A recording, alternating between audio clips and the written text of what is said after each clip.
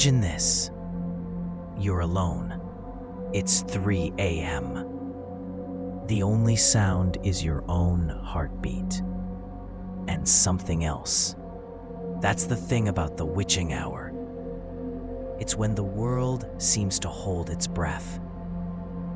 The lights hum a little louder, shadows stretch a little longer, and even the quiet feels alive. For those of us who've worked overnight shifts, security guards, night nurses, janitors, you know that silence can sometimes be the loudest thing you'll ever hear. Tonight, I'm sharing one such story, one that still makes my skin crawl years later. It happened during my time as a night security guard in a corporate office complex. A massive building that looked ordinary by day, but by night, it became something else entirely. I took the job because it was easy money. Just patrol the halls, check the cameras, and report anything unusual. Simple enough, right?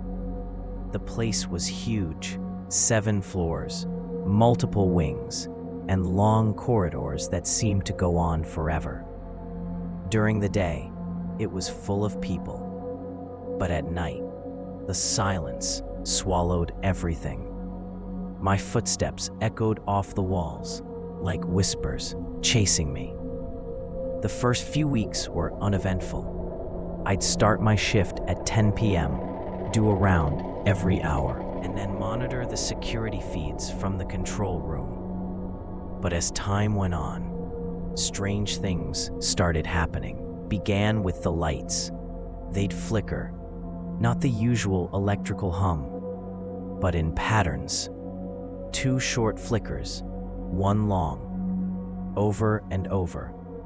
Maintenance said it was nothing, but it happened only after midnight. Always in the same hallway on the 5th floor. Then came the noises. Faint, rhythmic tapping from the ceiling. Sometimes soft footsteps down an empty corridor. Once, I swore I heard a woman humming, low and slow, almost like a lullaby.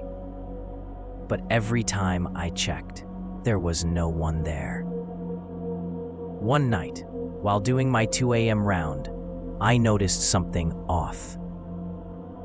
The door to the old server room, one that was permanently locked, was slightly open.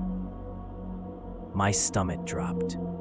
I knew for a fact it was sealed shut. We hadn't used that room in months. I radioed it in, but got static. No signal.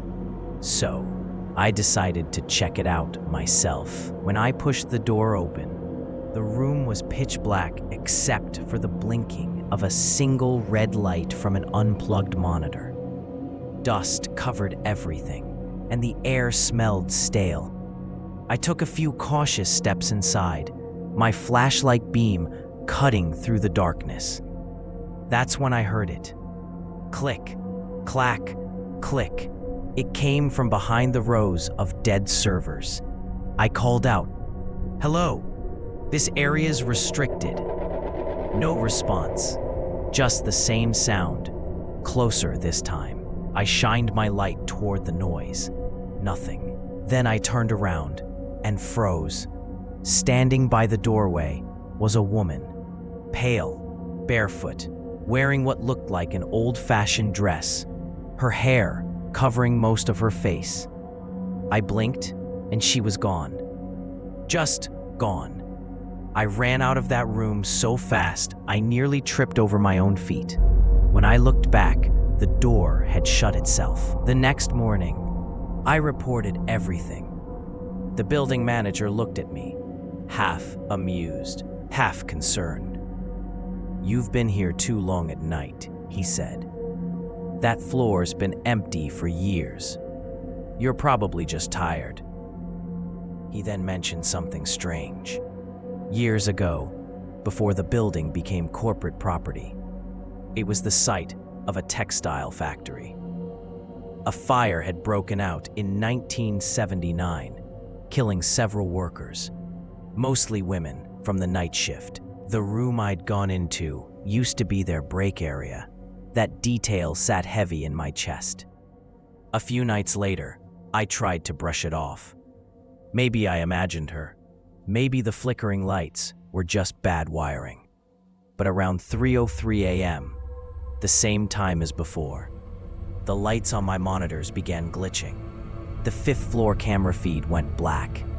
Then, one by one, the feeds turned to static, until only the hallway view outside the server room remained. On the screen, I saw movement, a faint white figure walking slowly down the hallway, leaving wet footprints that vanished behind her. My radio crackled to life. "You shouldn't be here." It wasn't anyone from security. The voice was faint, female, and sounded like it came from inside the control room. I spun around. Nothing but empty chairs. The air turned icy cold. Every monitor flickered back on, showing the same figure standing still right in front of the camera. Her head tilted slowly to the side, and for a split second, I swear she looked directly at me. Then, all the feeds went dead. I decided that was it. I grabbed my bag and started heading out. But as I reached the main lobby, I saw something that made my blood run cold. Muddy footprints on the marble floor, leading from the elevator to the exit door. Bare footprints, small ones. I followed them, even though every part of me screamed not to. They led outside, into the fog-covered parking lot, and stopped right in front of my car. On the windshield, written in the condensation, were 4 words: "You found me again." I didn't wait. I quit that job the next day. A week later, I got a call from another guard who replaced me. He asked, half joking, if I'd left something behind, a small locket found on the 5th floor. Inside was a black and white photo of a young woman. I told him to throw it away, but before hanging up, he said something that made my skin crawl.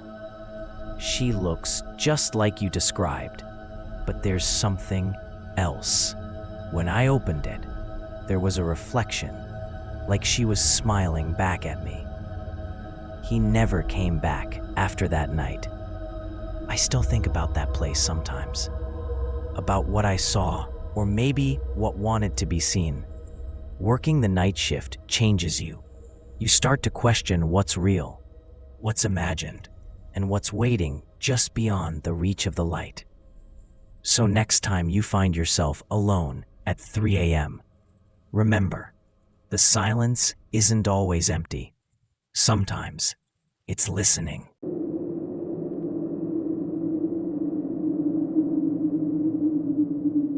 I've been a nurse for over 12 years, and I've seen things that would break most people. But nothing prepared me for what happened during one night shift back in 2018 at the hospital where I used to work in northern Maine.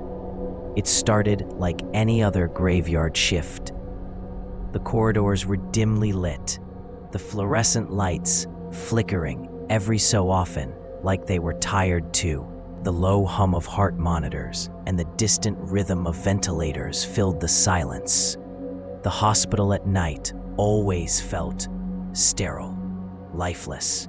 But that night, the silence carried something else, something heavy, like the air itself was listening. I was stationed in the East Wing, where most of our long-term patients stayed. 1 a.m., I began my usual rounds. I passed room 212. Mr. Harris, an 84-year-old stroke patient who'd been in and out of consciousness for weeks. But that night, his voice startled me. He was awake, eyes wide, staring toward the corner of his room. "Close the door," he whispered hoarsely. "They're coming again." I asked him who he meant, but he just kept shaking his head. "The shadows, they don't like the light." I brushed it off as confusion. It wasn't uncommon for elderly patients to hallucinate, especially after long hospital stays. But the way his voice trembled stayed with me as I continued down the hall. By 2 a.m., the strange incidents began. The ECG monitor in room 214 suddenly spiked. Flatline, then normal, then flatline again. But when I rushed in, the patient was fast asleep, heart rate steady. The machine was perfectly fine. Then came the screams. Not human, not entirely. A shrill, echoing cry that carried through the vents. Every nurse in the station froze. We radioed security, but they reported no movement anywhere in the building. When I returned to check on Mr. Harris, his room light was flickering violently. He was sitting upright, trembling. "They're closer now," he rasped. "They hide when you look straight at them." I glanced toward the far end of his room. Nothing but shadows stretching across the floor. But as I turned to adjust his IV, I swear I saw the darkness move. It wasn't a trick of the light. The shadows bent, rippled, like something was crawling through them. The power cut out. Moments later, emergency lights came on, bathing the hallway in a sickly red glow. The machine screamed as every alarm in the ward went off at once. Patients cried out. Doors opened by themselves. I ran to the nurse's station, heart pounding, trying to radio maintenance, but the comms were dead. Then, out of the corner of my eye, I saw it. A shape standing halfway down the corridor. It was tall, impossibly thin, and entirely black. No face, no features. Just a silhouette that seemed to absorb the red light around it. For a split second, I thought I saw several of them behind it, shifting in and out of the shadows. Then Mr. Harris's monitor flatlined. I ran to his room. The temperature had dropped so low, my breath fogged the air. He was gone, lifeless, eyes still open in pure terror. But what froze me wasn't his body. It was the mark on the wall behind his bed. A dark handprint, smudged high up near the ceiling, far too high for him to reach. The power came back a few minutes later, and everything seemed normal again. But that handprint never faded. 2 weeks later, the East Wing was shut down for renovations. We were never told why. Sometimes, when I work the night shift now, I still catch glimpses of movement in the dark corners, reflections that don't match my own. And whenever I pass a flickering light, I think of Mr. Harris, and his final words echo in my head. They don't like the light.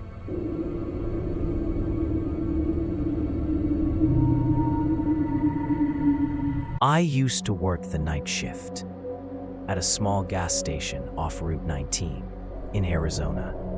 The kind of place you only stop at when your tank's empty and you have no other choice.